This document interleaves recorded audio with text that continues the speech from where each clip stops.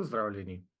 V tem posnetku si bomo pogledali koncept neto sedanje vrednosti ali po angleško Net Present Value ali skrajšano NPV. Neto sedanja vrednost predstavlja seštevek sedanje vrednosti prihodnjih denarnih tokov. Denarni tokovi so torej diskontirani. Z drugimi besedami lahko torej neto sedanjo vrednost definiramo kot seštevek diskontiranih vrednosti prihodnjih denarnih tokov. Ti denarni tokovi so lahko pozitivni ali negativni. Za podrobnejši prikaz operacije diskontiranja si pogledajte naš posnetek o diskontiranju, ki je dostopen na linku v opisu posnetka. Neto sedanja vrednost je zelo pomemben kazalnik oziroma kriterij za sprejemanje investicijskih odločitev. V splošnem velja, da bomo investirali zgolj v primeru, ko je neto sedanja vrednost večja od nič. V primeru, da je neto sedanja vrednost enaka nič, smo do investicije ravnodušni, če pa je neto sedanja vrednost nižja od nič, bi pomenilo, da z investicijo izgubljamo denar. Ob tem naj opozorim še na dejstvo, da pri izračunu neto sedanje vrednosti uporabljamo tehtan povprečen strošek kapitala oziroma WACC.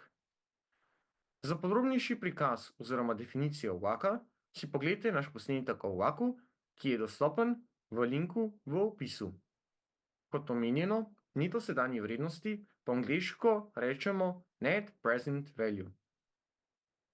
Prve črke teh treh besed, torej NPV, predstavljajo kratico, ki jo bomo uporabili v tem posnetku za označitev neto sedanje vrednosti. Neto sedanjo vrednost izračunamo s sledečo formulo. NPV je enako seštevek, ki je prikazan s črko sigma, pod katero se nahaja T je enako nič, torej od prvega oziroma sedanjega časovnega obdobja do časovnega obdobja N, torej N je prikazan nad sigmo,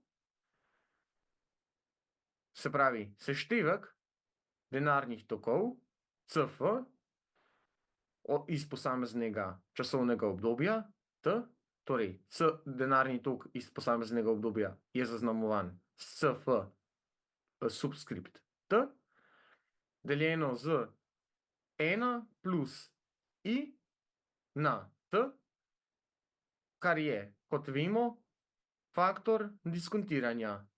Več o faktorju diskontiranja in pomenu posameznih znakov v posnetku o diskontiranju, link do katerega je dostopen v opisu tega posnetka.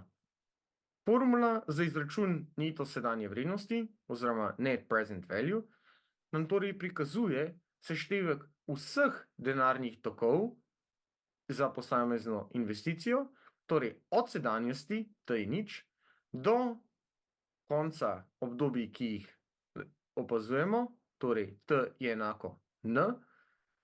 Hvala za pozornost. Lepo vabljeni, da si pogledate ostale posnetke na našem kanalu, nam sledite ter všečkate ta posnetek. Se vidimo naslednjič. Adijo.